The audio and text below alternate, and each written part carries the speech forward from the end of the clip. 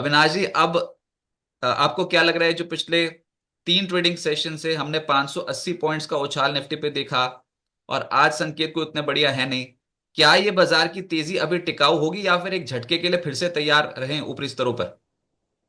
नहीं, देखिए रजत, मुझे लगता है कि जिस प्रकार का गिरावट आपको यूएस के मार्केट्स में कल देखने को मिली थी, कि जैसे बहुत डाउ और नास्डैक में भारी बिकवाली देखने को मिली। अंदाजा है कि आज का सेशन सुबह का थोड़ा सा नेगेटिव ही ओपन होगा। एसजीएक्स निफ्टी भी मुझे लगता है कुछ 50-60 पॉइंट माइनस दिखा रहा है। तो उसके पॉइंट ऑफ व्यू से ये जो 2 दिन की बाइंग हमने देखी, वो थोड़ा सा एक बाउंस ही हम समझ सकते हैं। क्योंकि अभी भी ग्लोबल मार्केट्स में जो चैलेंज है वो अभी भी चल रहा है। तो मेरे ख्याल से आज इन्वेस्टर्स को या ट्रेडर्स को थोड़ा सा कॉशियसली ट्रेड करना चाहिए। क्योंकि अगर मान के चलिए कि एफआईएस की बिकवाली सेकंड हाफ में ज्यादा आती है, तो ये बिकवाली का प्रेशर बढ़ सकता है। लेकिन एक बात मैं कहूँ कि पॉजिटिव बात है कि डॉलर इंडेक्स, जो हमने आपके प्रोग्राम पे पहले भी कहा था, वो अभी 105 के नीचे आया है। और क्रूड भी काफी सिग्निफिकेंटली गिरा है। तो ये दो चीजें इंडियन मार्केट्स के लिए काफी पॉजिटिव है।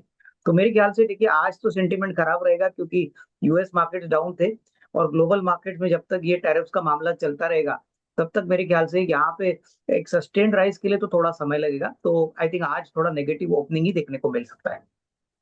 सर, लेकिन भारतीय बाजार पर भी करे क्या ये टैरिफ की रणनीति जो डोनाल्ड ट्रम्प की, किसी के भी समझ में नहीं आ रही है। अभी वो पूरी तरीके से बैकफुट पे तो गए नहीं, और ईगो हर्ट हो जाएगा अगर बैकफुट पे चले गए तो। वो टेम्परेरी रिलीफ दिया उन्होंने कनाडा और मेक्सिको पे, जो भी यूएस इंपोर्ट करता है, United states Mexico Canada agreement के तहत जो गुड्स बनते हैं उनके ऊपर एक रिलीफ दिया गया। और वो भी सिर्फ 1 महीने का टैरिफ में रिलीफ दिया गया है। 50% मैक्सिकन इंपोर्ट्स होते हैं अभी अमेरिका में, 38% कैनेडियन इंपोर्ट्स होते हैं यूएसएमसीए कंप्लायंट जो है, उसके बाद तो बाकी के तो लग गए टैरिफ।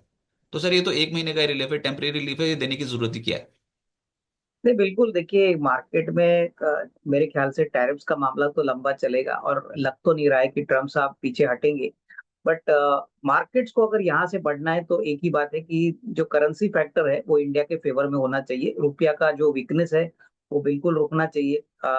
उसका मतलब यही है कि एफआईएस की बिकवाली अगर स्टॉप होती है, पॉसिबली यूएस बॉन्ड यील्ड्स थोड़े कम होते हैं, तो ही मेरे ख्याल से पॉसिबिलिटी है कि मार्केट्स में एक सेकुलर राइज आपको देखने को मिले। मार्च का महीना भी मुझे लगता है कि रजत थोड़ा सा वोलेटाइल रहेगा, क्योंकि सभी लोग जानते हैं कि टैक्स एडजस्टमेंट का महीना होता है।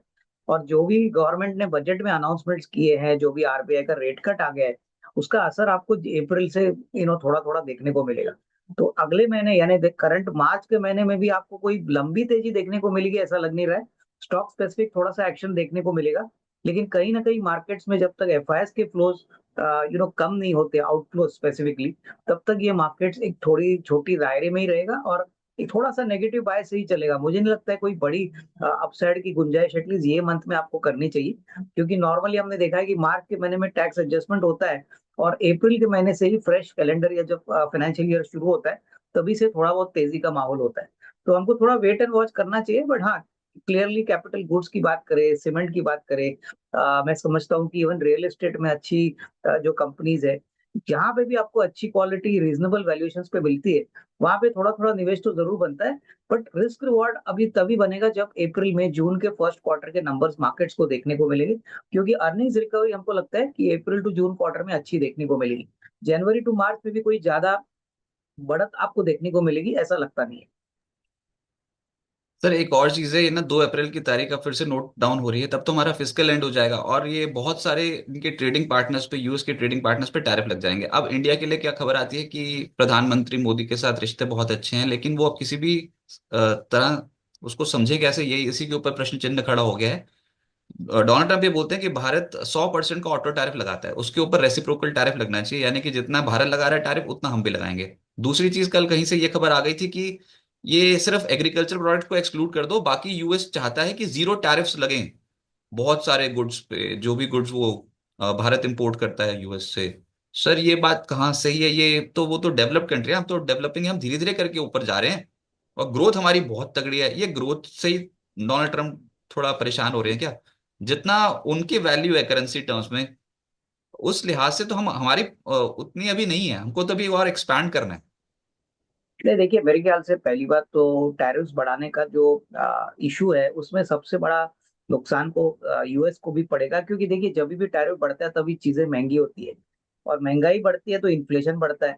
और अगर इन्फ्लेशन बढ़ता है तो इंटरेस्ट रेट्स को कटवाना थोड़ा सा चैलेंजिंग रहेगा। देखिए यूएस में भी सारे लोग थोड़े से कॉशियस इसलिए है क्योंकि अगर महंगाई बढ़ती है और इन्फ्लेशन बढ़ता है तो इंटरेस्ट कट का तो फिर कुछ भी सिग्नल मिलेगा नहीं, और जो मार्केट्स वहां पे चाहती है। यहाँ पे भी वही इशू है कि अगर चीजें महंगी हो गई तो इंटरेस्ट कट का जो साइकिल हमने सारे लोगों ने जो एज्यूम किया है वो साइकिल इतनी तेजी से आगे नहीं बढ़ेगी। तो ये मेरे ख्याल से बहुत इंपॉर्टेंट रहेगा, नॉट ओनली करेंसी के लिए बट इवन इकोनॉमी के हेल्थ के लिए। तो ये 2-3 महीने के बाद ही आपको असर देखने को मिलेगा। बट एक बात तो क्लियर है कि ट्रम्प साहब को भी एक बार नंबर्स का अंजाम पता चलेगा कि टैरिफ से उनके यहाँ पे उनके कंट्री में कितना इन्फ्लेशन बढ़ता है, तो उसके बाद हो सकता है कि थोड़ा सी उनका व्यू थोड़ा सा नरम हो जाए। यही मार्केट्स एक्सपेक्ट कर रही है। और पिछले 1-2 दिनों में जो यूएस में जो मार्केट्स में तेजी हो गई वो इसलिए हो गई क्योंकि लोगों को लगा कि यूएस में जो ट्रम्प साहब का टैरिफ का जो इशू था वो थोड़ा सा नरमा हुआ है। जैसे ही टैरिफ में नरमाई आएगी इंटरेस्ट रेट्स कम हो जाएंगे और वो इक्विटी मार्केट्स के लिए काफी अच्छे रहेंगे। तो कम से कम 1-2 महीना तो, रजत आपने सही कहा कि 2 अप्रैल से ये लागू हो जाएंगे, 1-2 महीने के बाद ही आपको थोड़ा बहुत इसका असर इन्फ्लेशन पे देखने को मिलेगा। बट तब तक मेरे ख्याल से कोई रेट कट या कोई पॉजिटिव फैक्टर मार्केट्स को ड्राइव करने का एटलीस्ट नियर टर्म में दिख नहीं रहा है। वो आरबीआई की लिक्विडिटी इंजेस्ट जो कर रही है आरबीआई, उससे भी कोई फर्क नहीं पड़ेगा सर अभी? देखिए आरबीआई तो डॉलर खरीद रही है, ओपन मार्केट ऑपरेशंस कर रही है, लेकिन सबसे बड़ा सवाल यही है कि एफआईआई अभी भी 3-4 हजार करोड़ की बिकवाली कैश मार्केट में रोज कर रहे हैं। और ये जब तक मामला कंप्लीटली बंद होता नहीं है या एटलीस्ट बहुत मार्जिनली लेवल तक नहीं आता है तब तक रुपया के ऊपर प्रेशर रहेगा। और ऊपर से अगर टैरिफ्स बढ़ते हैं तो सारे जो इंडियन एक्सपोर्टर्स हैं जो इंडिया से यूएस को एक्सपोर्ट करते हैं उनके लिए दिक्कतें बढ़ेंगी। देखिए इट इज नॉट इजी कि टैरिफ बढ़ाने के बाद कस्टमर इमीडिएटली एग्री होगा। कहाँ पे भी कहीं ना कहीं तो मार्जिन प्रेशर हमारे इंडियन डोमेस्टिक एक्सपोर्टर्स के लिए भी आने वाला है। तो मेरे ख्याल से ये थोड़ा सा नाजुक मामला है जो मुझे नहीं लगता है कि 1-2 महीने में सुलटाने वाला है। और ये बाउंस जो आ गया वो मेरे ख्याल से एक बाउंस था क्योंकि 19 दिन कंटिन्यूसली मार्केट वन साइड गिरा था रजत। तो कहीं ना कहीं तो थोड़ा सा बाउंस आने वाला था। आज देखिए कल रात की बिकवाली के बाद नैस्डैक और डाउ में मुझे लगता नहीं है किसी की हिम्मत होगी आज तेजी के बारे में बात करें। तो वापस सुबह आपको निफ्टी नेगेटिव ही ओपनिंग होना चाहिए। उसके बाद कहाँ सपोर्ट आता है वो एक बात है, बट हाँ 22,000 हम यही मान के चलते हैं कि 22,000 में मार्केट्स ने एटलीस्ट शॉर्ट टर्म में एक बॉटम बनाया है। अरे सर, ये तो मेरे को पूछना था, बॉटम बन गया क्या? ये तो आपने एकदम से बोल दिया। मैं वही पूछा था, 21,964 ये लेवल क्या वर्स्ट था? मतलब ऐसा कुछ भी है अभी जो समझ में आ रहा है कि ये लेवल वर्स्ट था? क्योंकि तब तो बातें ये हो रही थी कि 21,000 भी चला जाएगा, 20 200 भी जा सकता है, बहुत तगड़ी करेक्शन है, ये करेक्शन थोड़ा और एस्केलेट हो सकती है। वो जैसी ही खबर आई कि 28 साल में सबसे बुरा दौर हम देख रहे हैं, तभी से खरीदारी होनी शुरू हो गई है। नहीं बिल्कुल, देखिए मुझे लगता है कि अभी ये कहना मुश्किल है लेकिन 21,800 21,900 ये बहुत स्ट्रांग सपोर्ट है मार्केट के लिए। ये टूटना बहुत डिफिकल्ट है, लेकिन फिलहाल तो मार्केट ने 22,000 का जो लेवल है उसको मेंटेन किया है और वहीं से मार्केट्स ने 2 दिन से आपने बाउंस बैक देखा है। तो लग तो रहा है कि देखिए लार्ज कैप में जो बिकवाली थी वो थोड़ी सी थम हो गई है, हालांकि ब्रॉडर मार्केट में अभी भी स्टॉक्स काफी निचले लेवल पे आए हैं। तो एटलीस्ट मुझे नहीं लगता है कि लार्ज कैप में अभी कोई भारी बलकम बिकवाली होगी क्योंकि ऊपरी लेवल से स्टॉक गिरे हैं। और हालांकि देखिए मार्केट एक्सपेक्ट कर रहा है कि जनवरी टू मार्च थोड़ा सा थर्ड क्वार्टर के हिसाब से अच्छा होगा, लेकिन जो रियल रियल ट्रिगर होगा मार्केट के लिए वो अप्रैल टू जून का क्वार्टर का होगा क्योंकि मार्केट ये एज्यूम कर रही है कि रूरल डिमांड बढ़ेगी, रूरल कंजम्पशन बढ़ेगा। जो एग्जेम्पशन लिमिट गवर्नमेंट ने बजट में दिया है उसकी थोड़ी बहुत बेनिफिट आपको फर्स्ट क्वार्टर ऑफ FY 26 में देखने को मिलेगी। तो थोड़ा सा इंतजार मार्केट्स उन नंबर्स के लिए करेगा क्योंकि नियर टर्म में तो ऐसा कोई बड़ा ट्रिगर नहीं है जिससे मार्केट्स में कोई बड़ी रीरेटिंग हो।